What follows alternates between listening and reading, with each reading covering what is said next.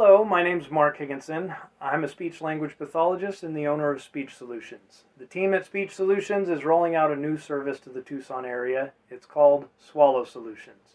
What we offer is a special kind of instrumental swallow exam, and this is a win-win for patients and facilities.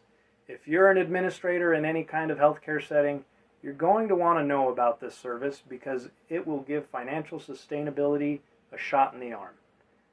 First off, about dysphagia. That means swallow disorder. It cuts across an endless list of underlying diseases and causes.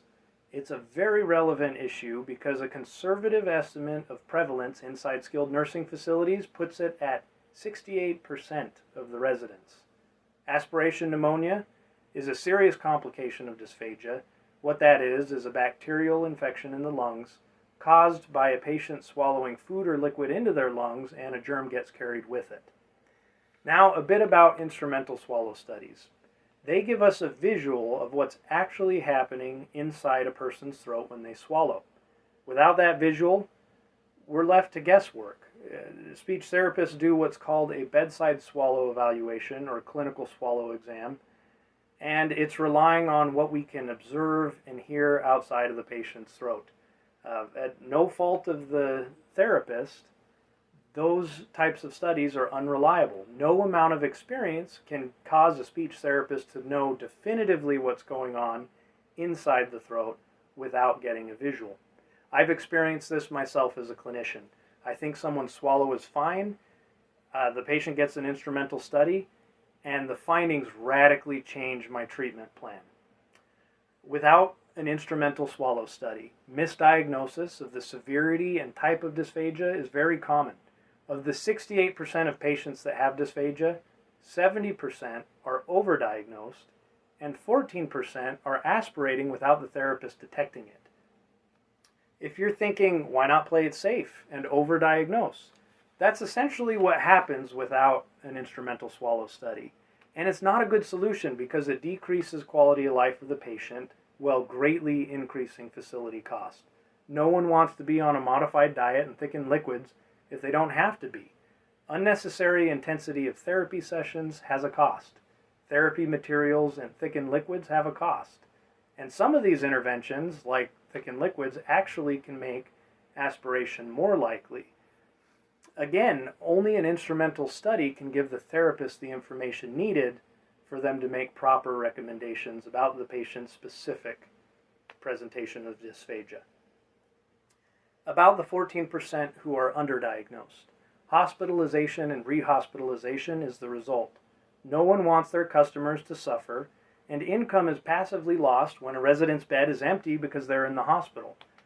Initial stays in hospitals can be due to a disease that can directly cause dysphagia, or dysphagia can occur after hospitalization as a result of intubation during surgery, or even just from generalized weakness after a long battle in the hospital.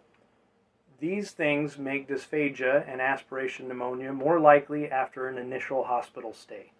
And rehospitalization, if it occurs within 30 days after discharge from the hospital, becomes the financial liability of the skilled nursing facility.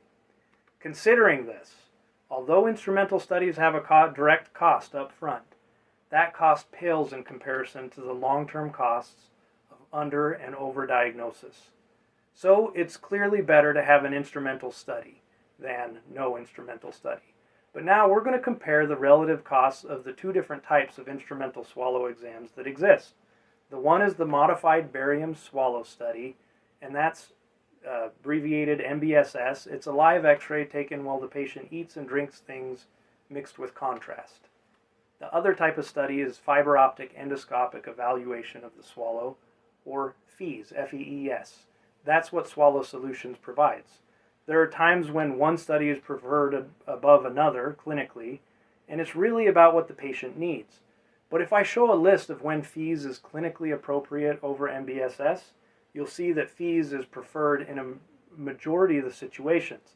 That's good news because FEES is less costly than MBSS.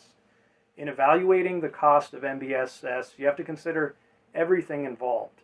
With FEES, you get one invoice from Swallow Solutions.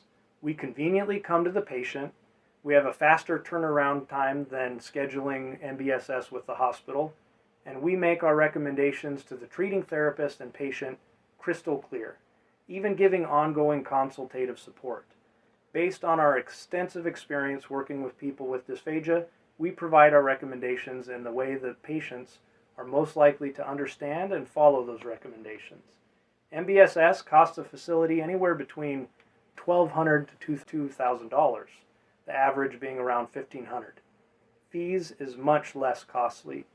MBSS prices include transportation to and from the hospital, multiple codes charged by the evaluating speech therapist, radiology technicians, any assistants involved in the exam, and whether or not the hospital directly charges the facility for the use of X-ray, there are still many costs and specialties involved in MBSS. Swallow Solutions is financially cleaner, less costly, and gives your patients the level of care they need and deserve.